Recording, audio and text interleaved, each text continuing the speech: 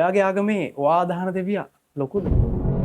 ඉතින් අද මම කතා කරන්න යන්නේ එකම එක දෙවියෙක් ගැන සහ ඒ දෙවියට එක එක නම් දාගෙන එක එක විදිහට අදහන එක එක ආගම් ගැන. මුලින්ම මේ වීඩියෝ එක කරන්න කලින් මම කියන්න ඕනේ මේ වීඩියෝ එක ඉවරනකම් මම කිසිම ආගමක නමක් ගමක් සඳහන් කරන්න යන්නේ නැහැ. ඒ වගේම ලංකාවේ දැන් තියෙන ප්‍රධාන ආගම් 4-5න් එක ආගමක් මමත් අදහන අනුගමනය කරන යනු ජීවත් වෙන උත්සාහ දරන පුද්ගලෙක්.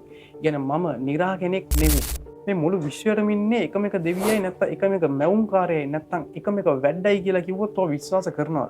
ඔය එකම එක දෙවියන්ගෙන් එක එක කාලවලදී එක එක මිනිස්සු දෙවියන්ගේ ශාස්ත්‍රය ගැන නැත්නම් දෙවියන්ගේ පිළිවෙත් ගැන නැත්නම් දෙවියන් එක්ක සංවාදය යෙදෙන්න පුළුවන් ක්‍රම ගැන ඉගෙනගෙන තියෙනවා. ඒ වගේම මේ මිනිස්සු දෙවියන් සමග ගොඩාක් සමීප සමතා ගොඩනගාගෙන තියෙනවා. ඒ මගින් මේ මිනිස්සු දේව තත්ත්වයකට පත් වෙලා තියෙනවා. ඒ වගේම දෙවියන්ගේ ශක්තියෙන් යම් ප්‍රමාණයක් මේ මිනිස්සුන්ටත් ලැබිලා තියෙනවා. ඉතින් අර ඒ කාලවලදී බිහිණු මිනිස්සු මේ දෙවියන් ගැන එක එක විදිහට නිර්වචනය කරලා තියෙනවා. ඉතින් මේ එක එක විදිහට කරපු නිර්වචන තමයි අද අපි එක එක විදිහට ආගම් වලට බෙදිලා එක එක විදිහට අදහස්. හිතන්නකෝ පුද්ගලයෝ 4 දෙනෙක් එන්න කියලා ගසක් පෙන්නලා මේ ගස ගැන රචනා ලියන්න කියනවා කියලා. පුද්ගලයෝ 4 දෙනා රචනා 4ක් ලිව්වත් මේ රචනා 4ෙන්ම කියවෙන්නේ එකම එක ගසක් ගැන. මිනිස්සුන්ට අද වෙනකොට මේ එකම එක දෙවියන් ගැන අමතක වෙලා තියෙනවා.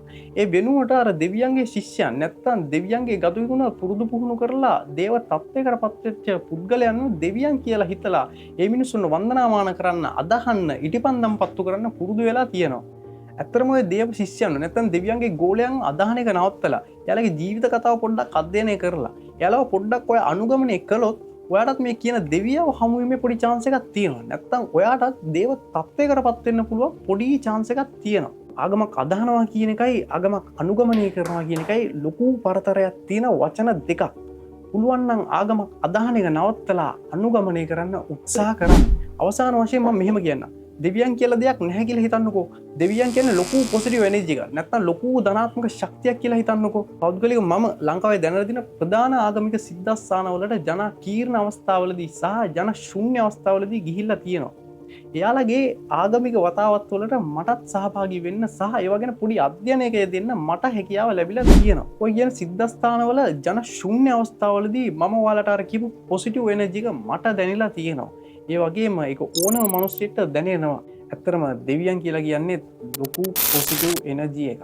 අද මම මේ වීඩියෝ එක මෙතනින් නතර කරනවා. ඉතින් ආගම කියන එක ගැන තව වීඩියෝ කිහිපයක් කරන්න මම බලාපොරොත්තු වෙනවා. ඊළඟ වීඩියෝ එකෙන් අපි හමු වෙනකම් පරිස්සමෙන්